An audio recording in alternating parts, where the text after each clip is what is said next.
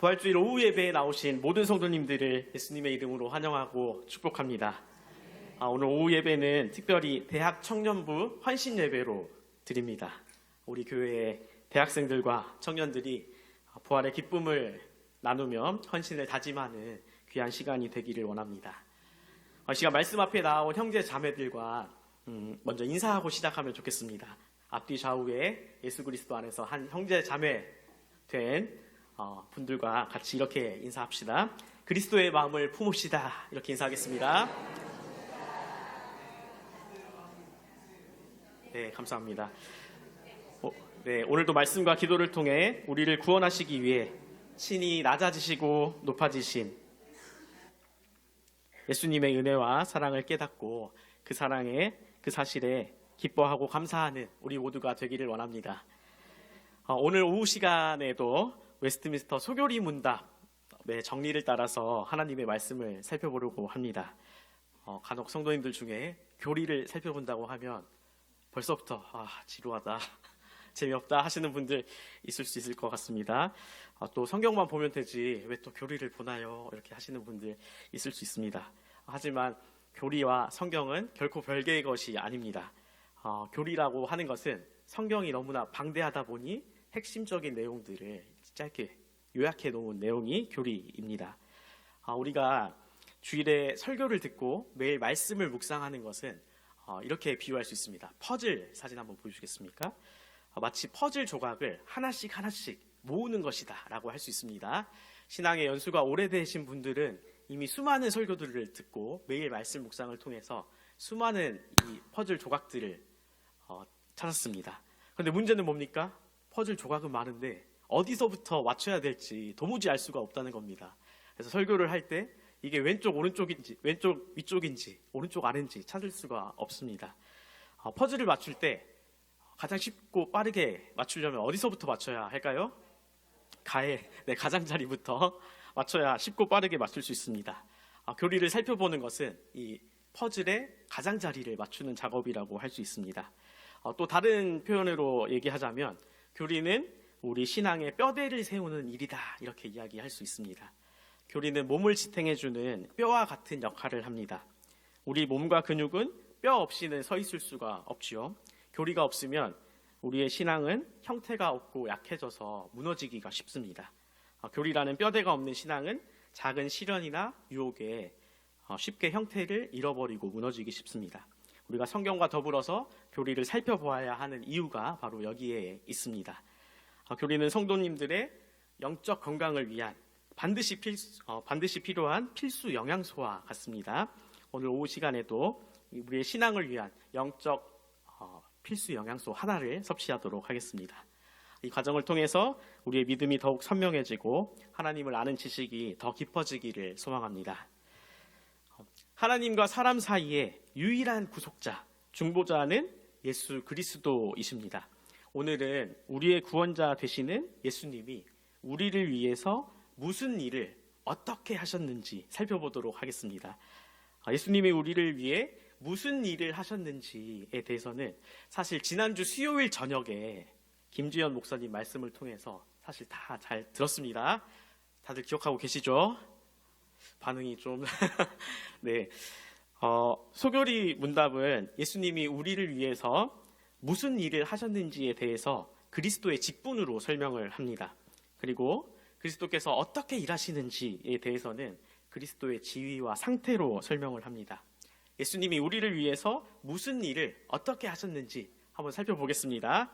웨스트민스터 소교리 문답 23문입니다. 제가 문을 읽으면 성도님들이 답을 해주시기 바랍니다. 23문입니다. 그리스도께서 우리의 구속자로서 무슨 직분을 수행하십니까?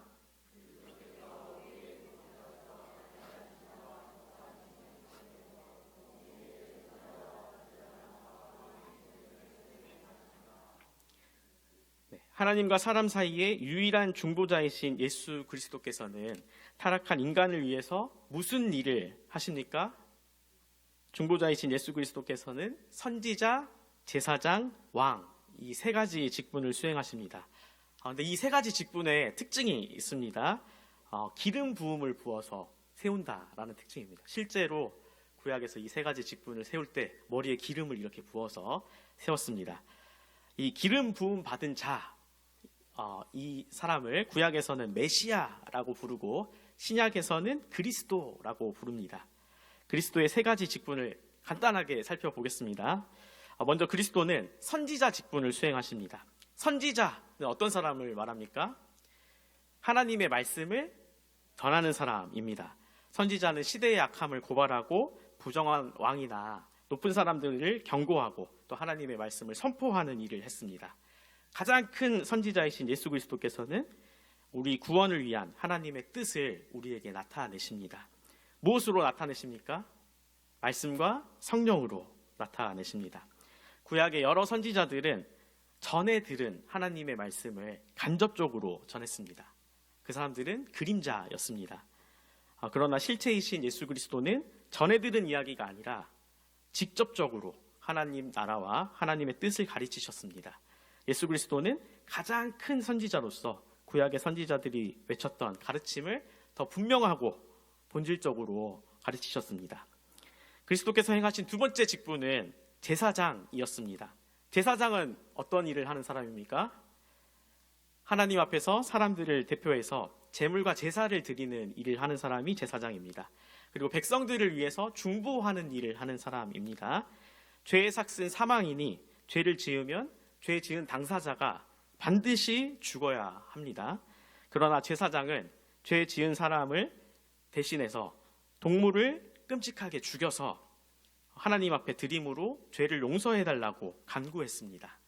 중보자이신 예수 그리스도는 자신을 단번에 드림으로 하나님의 공의를 만족시키고 또 우리를 하나님과 화목하게 하셨습니다. 여기서 그치지 않으시고 우리를 위해서 끊임없이 간구하고 계십니다. 구약시대에는 매번 끊임없이 반복되는 제사를 드려야 했습니다. 그러나 이제는 예수 그리스도께서 자신을 단번에 드림으로 모든 인류의 죄의 문제를 해결해 주셨습니다. 우리를 위해 끊임없이 간구하시는 예수 그리스도 덕분에 우리는 하나님 앞에 나아갈 수 있게 됐습니다. 그리스도께서 우리를 위해 행하신 세 번째 직분은 왕이었습니다. 그리스도께서는 우리를 그분께 복종하게 하시고 우리를 다스리시고 보호하시고 우리의 모든 원수를 이기심으로 우리의 왕이 되십니다. 교회의 머리 되신 예수 그리스도는 택함받은 백성들의 마음과 삶 속에 또 구원의 은혜를 베푸시고 그리스도께 순종하게 하십니다. 우리의 죄를 고치시고 수많은 유혹으로부터 지키시고 보호하십니다. 뿐만 아니라 왕이신 예수 그리스도는 온 세상을 다스리십니다. 이렇게 왕의 직분을 수행하십니다. 하나님과 사람 사이에 유일한 중보자 되시는 예수님은 우리의 죄와 사망의 비참에서 구원하시기 위해서 선지자와 제사장과 왕의 직분을 수행하십니다. 그리스도의 삼중직에 대해서 살펴보면서 우리가 한 가지 기억해야 될 사실이 있습니다. 그것은 삼중직을 수행하는 중요한 사람들이 바로 우리라는 사실입니다. 네덜란드 개혁교회에 따르면 직분자들은 그리스도의 삼중직을 수행하는 중요한 사람들입니다. 먼저 목사는 하나님의 말씀을 공적으로 선포하고 가르치는 일을 하죠. 어떤 직분에 가깝습니까? 선지자 직무를 감당합니다. 장로는 하나님의 백성들을 공적으로 다스리는 왕의 직분을 맡습니다. 집사는 백성들을 공적으로 구제하고 사랑으로 섬기는 제사장의 직무를 감당하는 자들입니다. 뿐만 아니라 모든 그리스도인들은 개인적으로 가정에서, 사회에서, 삶의 모든 영역에서 그리스도의 삼중직을 믿음으로 수행해야 합니다. 믿음 안에서 왕으로 다스리고 구원의 복음이라는 하나님의 말씀을 전하는 선지자로 살아야 합니다. 사랑과 구제를 통해서 긍휼과 자비를 시행하는 제사장으로 살아가야 합니다. 우리를 구원하시기 위해서 중보자이신 그리스도께서 행하신 직분을 이제 우리가 이어받아야 합니다. 세상 속에서 그리스도가 우리를 위해 수행하신 일들을 이어받아서 잘 감당하시기를 바랍니다. 지금까지는 그리스도께서 우리를 위해 무슨 일을 행하셨는가에 대해서 살펴보았습니다. 지금부터는 그리스도께서 우리를 위해 어떻게 일하셨는지 살펴보겠습니다. 중보자이신 예수 그리스도는 우리를 위해 어떻게 일하셨습니까? 소교리 문답은 그리스도께서 우리를 위해 행하신 일을 낮아지심과 높아지심이라는 두 가지 상태로 설명합니다. 피곤하니까 몸으로 한번 해볼까요? 낮아지심과 높아지심. 네, 이 낮아지심과 높아지심은 시간의 순서입니다. 예수 그리스도는 먼저 낮아지셨고 나중에 다시 높아지셨습니다. 그리스도께서는 낮아지심과 높아지심이라는 이 두 가지 상태에서 선지자, 제사장, 왕의 직분을 수행하십니다. 사도 바울은 빌립보서 2장에서 타락한 인간을 위해 그리스도께서 처하기로 작정한 두 가지 상태를 설명합니다. 오늘 본문 5절을 보시면 사도 바울은 우리에게 그리스도 예수의 마음을 품으라라고 명령합니다. 우리가 품어야 할 예수 그리스도의 마음은 무엇입니까? 바로 그리스도께서 자신을 낮추신 것입니다. 사도 바울은 이어지는 6절부터 8절에서 우리가 품어야 할 그리스도의 낮아지심에 대해서 설명합니다. 바울은 여기서 멈추지 않고 우리가 품어야 할 그 마음의 결과를 9절부터 11절에서 설명합니다. 그리스도께서 자신을 철저하게 낮추신 이유는 무엇입니까? 바로 우리를 구원하시기 위해서입니다. 예수 그리스도는 죄인들을 위하여 자신을 지극히 낮춰서 종의 형체로 오셨습니다. 빌립보서 2장 6절부터 8절 말씀 함께 읽겠습니다. 그는 근본 하나님의 본체시나 하나님과 동등됨을 취할 것으로 여기지 아니하시고 오히려 자기를 비워 종의 형체를 가지사 사람들과 같이 되셨고 사람의 모양으로 나타나사 자기를 낮추시고 죽기까지 복종하셨으니 곧 십자가에 죽으심이라. 아멘. 소교리문답 27문도 함께 읽겠습니다. 이번에도 제가 문을 읽으면 성도님들이 답을 읽어주시기 바랍니다. 그리스도의 낮아지심은 어떠합니까?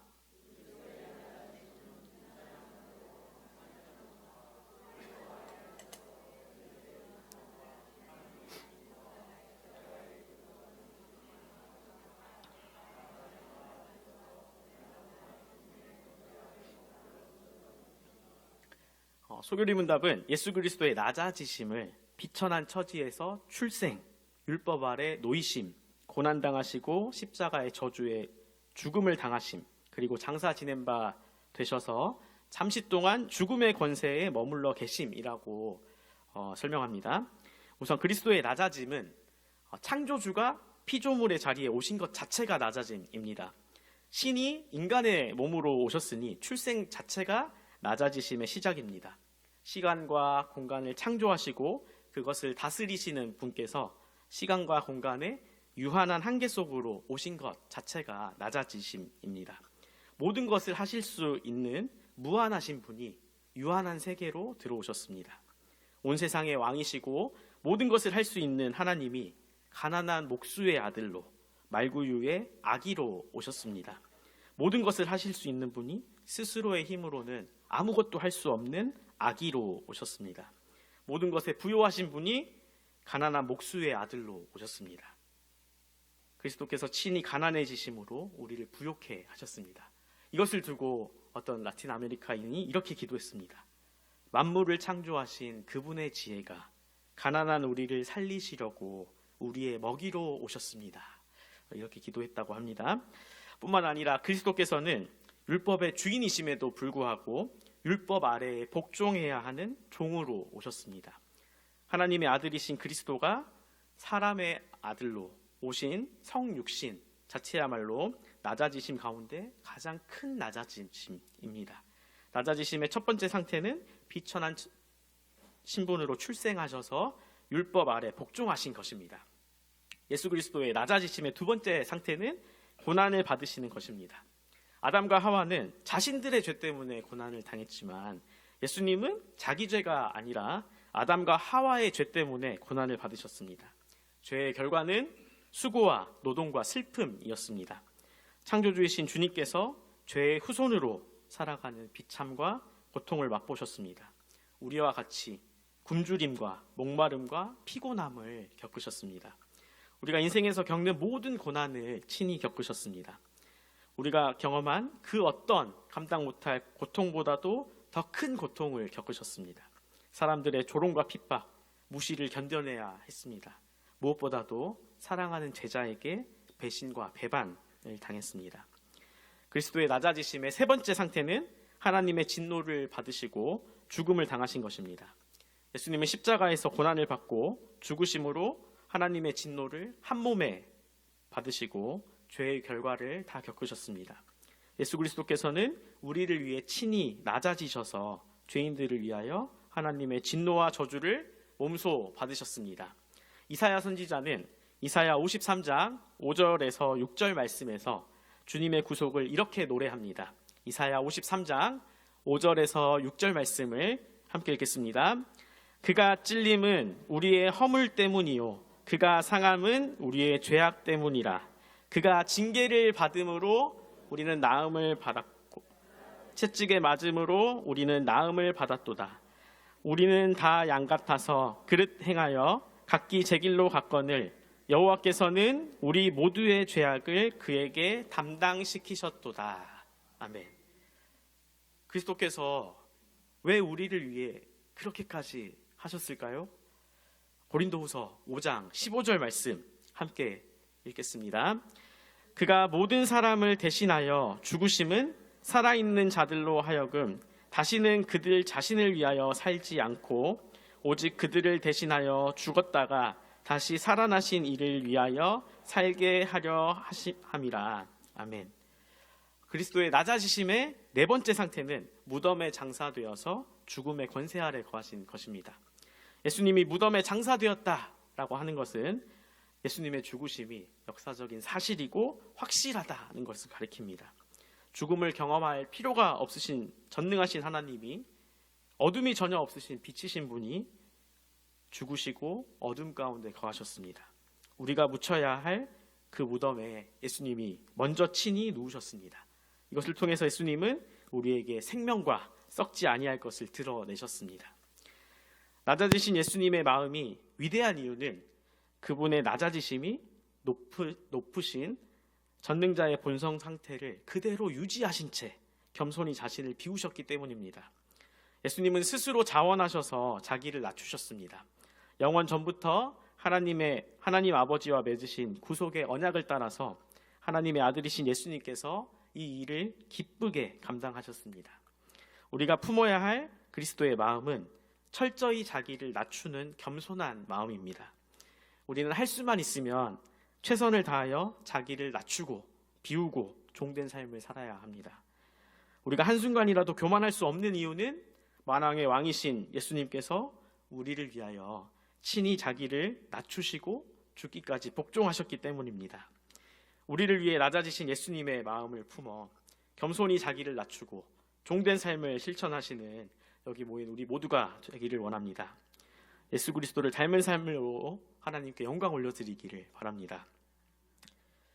죄송하지만 아직 안 끝났습니다. 억울해하지 마시고 이제 진짜 마지막으로 우리가 놓쳐서는 안 될 가장 영광스러운 장면을 소개하도록 하겠습니다. 하나님은 스스로 겸손히 낮아지신 예수 그리스도를 지극히 높여주셨습니다. 빌립보서 2장 9절에서 11절 말씀을 함께 읽겠습니다. 이러므로 하나님이 그를 지극히 높여 모든 이름 위에 뛰어난 이름을 주사 하늘에 있는 자들과 땅에 있는 자들과 땅 아래에 있는 자들로 모든 무릎을 예수의 이름에 꿇게 하시고 모든 입으로 예수 그리스도를 주라 시인하여 하나님 아버지께 영광을 돌리게 하셨느니라. 아멘. 소결이 문답 28문도 함께 읽겠습니다. 제가 문을 읽겠습니다. 그리스도의 높아지심은 어떠합니까?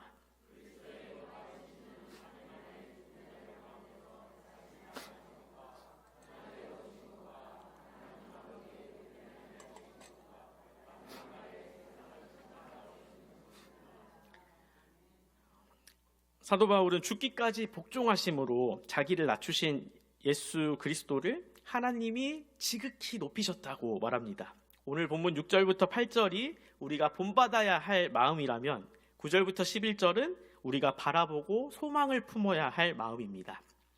하나님은 그리스도를 어떻게 높이셨습니까? 하나님이 높이신 그리스도의 첫 번째 상태는 죽은 자 가운데서 사흘 만에 부활하신 것입니다. 성경에서 예수님의 부활에 대해 상세하게 설명하는 장이 있습니다. 흔히 부활장이라고 부르는 장이 있는데 어딜까요? 네, 고린도전서 15장입니다. 고린도전서 15장 4절을 보시면 예수님이 부활하신 것은 성경대로 된 일입니다. 선지자들이 예언하고 그 예언대로 성취되었습니다. 우리에게 부활이란 다시 살아나는 것이고 영원한 생명이 주어진다라는 것입니다. 성도는 부활로 인해 소망을 가집니다. 인류 역사상 모든 사람을 가장 두려움에 떨게 했던 것이 무엇이었을까요? 바로 죽음입니다. 천하의 영웅 호걸도 절세 가인도 죽음 앞에서 무기력합니다. 마귀는 사람들이 두려워하는 죽음으로 성도들을 위협합니다. 죽음의 문턱인 질병도 우리를 쓰러뜨리고 넘어지게 합니다. 그런데 사람들이 가장 두려워하는 죽음을 예수님이 부활하심으로 이기셨습니다. 예수님의 부활은 사망이 패배당하고 정복당했다는 승전 나팔 소리입니다. 예수님의 부활을 다른 말로 얘기하면 사망의 사망 선고입니다. 오늘은 부활주일입니다. 예수님의 부활이 우리에게 주는 의미가 무엇인지 간단하게 세 가지로 정리해 보겠습니다. 먼저 예수님의 부활은 예수님이 하나님의 아들이시구나 하는 걸 나타냅니다. 예수님의 부활은 예수님의 메시아직을 증명합니다. 이것은 예수 그리스도가 누구이신지와 관련된 부활의 의미입니다. 둘째로 예수님의 부활이 있기 때문에 예수님을 믿는 우리도 마침내 부활하게 될 것입니다. 예수 그리스도는 우리 부활의 첫 열매이십니다. 이것은 우리의 구원과 관련된 부활의 의미입니다. 마지막으로 지금 여기서 부활을 누리는 사람이 마침내 부활을 경험하게 됩니다. 예수님이 재림하실 때 우리 모두는 부활을 경험하게 될 것입니다. 그러나 지금 여기에서 부활의 영광을 누려야 합니다. 이것은 성령론, 윤리와 관련된 부활의 의미입니다. 하나님이 높이신 그리스도의 첫 번째 상태는 죽음을 이기고 부활하신 것입니다. 하나님이 높이신 그리스도의 두 번째 상태는 하늘로 승천하신 것입니다. 예수님은 부활하시고 하늘로 승천하심으로 자신이 땅에 속한 분이 아니었음을 보여주셨습니다. 예수님이 부활하셨을 때 영으로만 존재하셔서 눈으로 볼 수 없었던 것이 아닙니다. 부활하신 예수님은 우리가 보는 모습 그대로 땅에서 떠나 하늘로 올라가셨습니다. 영혼과 육체를 지닌 인성으로서 지금도 하늘에 계신다라는 사실을 보여주셨습니다. 이제 승천하신 예수님은 우리의 머리로서 원수들을 이기시며 우리를 위하여 처소를 예비하고 계십니다. 예수 그리스도는 높아지심의 상태에서도 선지자와 제사장과 왕의 역할을 수행하고 계십니다. 부활하시고 승천하신 예수님은 말씀과 성령으로 교회를 다스리십니다. 직분자들을 통해서 교회를 바르고 튼튼하게 세우십니다. 하나님이 높이신 그리스도의 세 번째 상태는 하나님 보좌 우편에 좌정하심, 앉아 있는 것입니다. 하나님의 보좌 우편이라는 자리는 영광의 자리입니다. 또 하나님의 보좌 우편은 심판자의 자리입니다. 하나님의 보좌 오른편, 하나님 곁에 가장 가까이 있는 그 높은 자리가 그리스도의 자리입니다. 하나님은 예수 그리스도에게 모든 이름 위에 뛰어난 이름을 주시겠다고 하십니다. 구속의 직무를 완성하신 그리스도가 이미 갖고 계셨던 그 영광과 권세를 다시 수여하심으로 그리스도가 역사의 주인이시자 우주의 심판자이심을 확증해 주십니다.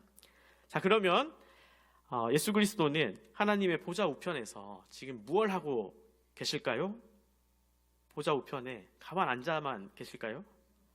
그렇지 않습니다. 예수 그리스도는 하나님의 보좌 우편에 좌정하셔서 지상에 계실 때 수행하셨던 선지자와 제사장, 왕의 직무를 계속해서 수행하십니다.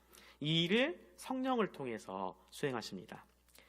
하나님이 높이신 그리스도의 네 번째 상태는 심판을 위한 재림입니다. 부활하시고 승천하신 예수 그리스도는 하늘에 언제까지나 머물러 계시지 않습니다. 예수 그리스도는 다시 오실 것입니다. 예수님은 하늘을 가심을 본 그대로 다시 오실 것입니다. 예수님이 다시 오시는 이유가 무엇입니까? 예수님이 재림하시는 단 한 가지 목적이 바로 최후의 심판입니다. 예수님은 다시 오셔서 공의로 세상을 심판하실 것입니다. 복음을 거절하고 예수님 믿기를 거부하고 자기 이익을 위해서 따라 살고 악을 행하며 살아간 자들에게는 영벌의 심판을 선고하십니다. 하나님 나라와 복음을 위해 헌신하며 살아간 하나님의 백성들에게는 영생의 복을 선언하실 것입니다. 이것이 예수 그리스도의 높아지심의 상태에서 우리가 소망해야 할 주님의 마음입니다. 오늘 말씀을 정리하겠습니다.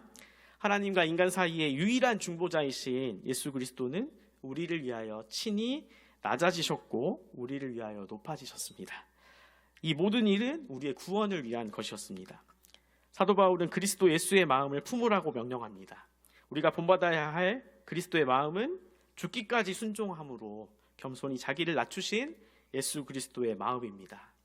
또한 높아지신 상태를 바라보며 우리도 높아질 것을 영광 가운데 소망해야 합니다.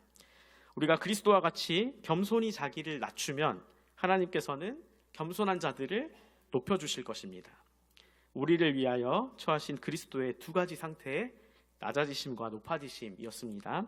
우리를 위하여 행하신 이 모든 일들은 모두 감사의 제목이었습니다. 이 은혜의 교리를 묵상할 때마다 우리는 더욱 겸손해지고 우리의 신앙과 소망은 더욱 견고해지는 놀라운 경험을 하시기를 원합니다. 예수 그리스도의 마음을 본받아 겸손히 우리를 낮출 때 하나님께서 우리를 높여주실 것입니다. 하나님 나라를 소망하는 믿음으로 그리스도의 마음을 품어 하나님께 영광 올려드리는 삶을 살아가시는 여기 모인 모든 성도님들 되시기를 원합니다.